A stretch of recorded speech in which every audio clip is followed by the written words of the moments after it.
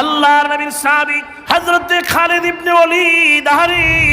এই সেই খালিদ ইবনে ওয়ালিদ ইসলাম কবুল করার আগে উহুদের ময়দানে আল্লাহর নবীর উপরে সংগ্রাম করেছিলেন তার বিরুদ্ধে। এই সেই খালিদ বিন ওয়ালিদ, যেই খালিদ বিন ওয়ালিদ যুদ্ধে অংশগ্রহণ করলে বিজয় দিয়ে দিতেন, তিনি হলেন কে? আল্লাহ রাব্বুল আলামিন বিজয় দিয়ে দিয়েছেন খালিদ বিন ওয়ালিদ। এই খালিদ বিন ওয়ালিদ যখন দুনিয়া থেকে চলে যায়, মৃত্যুর সময় আমিরুল মুমিনিন তার বাড়িতে আসলেন, জিজ্ঞেস করলেন, ওগো খালিদ বিন ওয়ালিদ কেমন আছো? বলে, আমি তো তেমন ভালো নাই। কারণটা কি? কারণ হলো এই জন্য, ওগো খালিদ তুমি একটু তাকায় দেখো, আমার শরীরটার দিকে একটু তাকাও। কোন সুবহানাল্লাহ, বলে আলহামদুলিল্লাহ। খালিদ বিন ওয়ালিদ তিনি দুনিয়ার থেকে চলে যাবেন, ওমর রাদিয়াল্লাহু তাআলা হাজির হয়ে গেছে। ওমরে ফারুক রাদিয়াল্লাহু তাআলা বললেন, খালিদ তোমার কি কোনো আফসোস আছে? বলে, না, কোনো আফসোস নাই। আফসোস শুধু এতটুকুই, আল্লাহ রাস্তায় সব দিলাম, আল্লাহ রাস্তায় এতটা যুদ্ধে অংশগ্রহণ করলাম, কিন্তু আমি আল্লাহ রাস্তায় শহীদ হতে পারলাম না। খালিদ বিন ওয়ালিদ বলেন, আমার শরীরটা দেখো, সব ঝাঁঝরা হয়ে গেছে, তারপর আল্লাহ রাব্বুল আলামিন আমাকে কবুল করলেন না। ওমর ফারুক বললেন, ওগো খালিদ বিন ওয়ালিদ, আল্লাহ রাসূল তোমাকে একটা সাইফুল্লাহ তরবারি উপহার দিয়েছিলেন, আর আল্লাহর পথে যারা থাকবে, আল্লাহর দ্বীন যারা মানবে, তাদেরকে কেউ দমায় রাখতে পারবে? আর রাসূল বলেন, পারবে। সম্মানিত মা এবং বোনেরা, রাসূল সাল্লাল্লাহু আলাইহি সাল্লাম মসজিদে নববীতে বসে আছেন। খুব বেশি মনে পড়ে গেল, স্ত্রীরা বসে আছেন। আল্লাহর নবীর স্ত্রী হযরত আয়েশা বলেন, ইয়া রাসূলুল্লাহ, ইয়া হাবিবাল্লাহ, ওগো আল্লাহর নবী, আমরা এতজন স্ত্রী, আপনি দুনিয়া থেকে চলে যাবেন, আপনি চলে যাওয়ার পর আমাদের কার সাথে আপনার সবার আগে জান্নাতে দেখা হয়ে যাবে? আল্লাহর নবী বলেন, ওগো আয়েশা, তোমাদের মধ্যে যার হাতটা লম্বা বেশি, তার সাথেই আমার সর্বপ্রথম জান্নাতে দেখা হবে। কান সুবহানাল্লাহ। এবার স্ত্রীরা হাত মাপামাপি শুরু করল। মহিলাদের একটু অ্যালার্জি বেশি থাকে, যে কার হাতটা লম্বা, দেখি আল্লাহ রাসূলের ইন্তেকালের পর আমার সাথে দেখা হয়ে যায় কিনা। সব মহিলারা হাত মাপতেছে। আল্লাহর নবীর স্ত্রী হযরত আয়েশা বর্ণনা করেন, সবাই হাত মাপতেছে।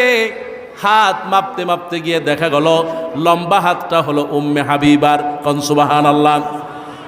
এবার আল্লাহর নবীর সাহাবী হযরত আমিরুল মুমিনিন ওমর ফারুকের জামানা, বিশ্ব নবী ইন্তেকালের পর হযরত ওমর ফারুকের জামানায় সর্বপ্রথম যিনি ইন্তেকাল করলেন, তিনি আর কেউ নয়, তিনি হলেন হযরত জয়নব বিনতে জাহাশ। এই সেই জয়নব, যেই জয়নব রাদিয়াল্লাহু তাআলা আনহা আল্লাহ রাসূলকে এত ভালোবাসতেন, আরে তিনি সব সময় তার ডানের হাতটা লম্বা করে রাখতেন। কোন সুবহানাল্লাহ। এবার আয়েশা বলেন, ওই দিন আল্লাহ নবী যা বলেছেন আমরা বুঝতে পারি নাই। নবীজি বুঝাতে চেয়েছেন, যার হাত লম্বা তার মানে হলো যে ব্যক্তি আল্লাহ রাস্তায় বেশি খরচ করে, তার সাথেই আমার আগে দেখা হয়ে যাবে। এবার উম্মে হাবিবা বলেন, ওগো আল্লাহর নবী, আপনি চলে যাবেন, আমাকে একটা নসিহত করে যান। উম্মে হাবিবা বলেন, আল্লাহর নবী রাসূল সাল্লাল্লাহু আলাইহি সাল্লাম বলেছেন, মান সাল্লা 12 রাকাতান বানাল্লাহু লাহু বাইতান ফিল জান্নাহ। আল্লাহ রাব্বুল আলামিন হাবিব বলেন, যে ব্যক্তি 12 রাকাত সুন্নাত নামাজ পড়বে, আল্লাহ নবী বলেন আল্লাহ পাক তার জন্য জান্নাতে একটা ঘর বানাই দিবেন। কোন সুবহানাল্লাহ। সুন্নাতের আমল মানুষের ভাগ্যকে বদলায় দেয়।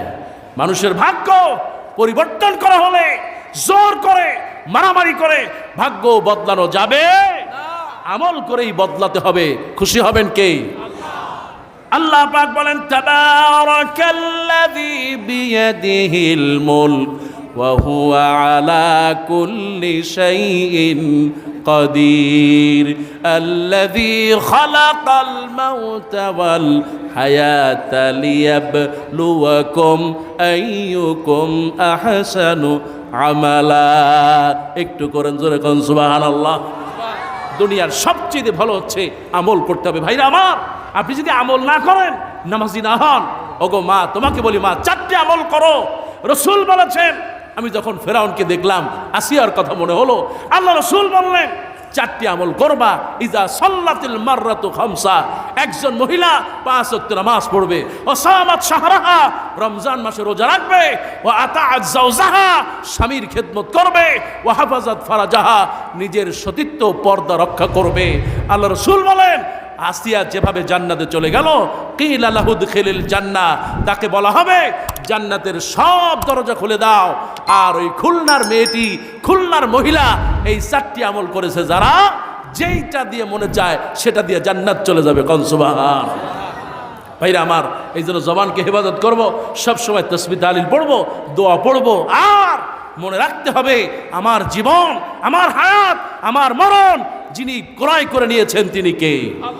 আর জোরে বলেন, তিনি কে? আমরা জীবন দিয়ে দেব, রক্ত দেব, তবু আল্লাহর পথ থেকে সরে যাব না। কথা কান ঠিক কিনা?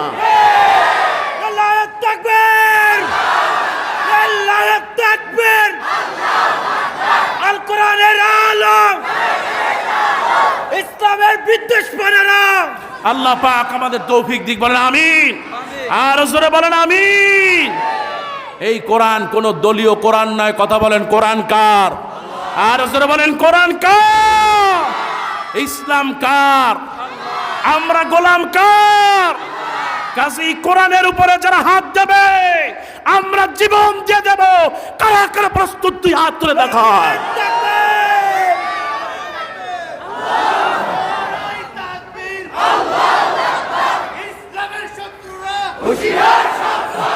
আল্লাহ পাক বরকত দিক। বলে আমিন।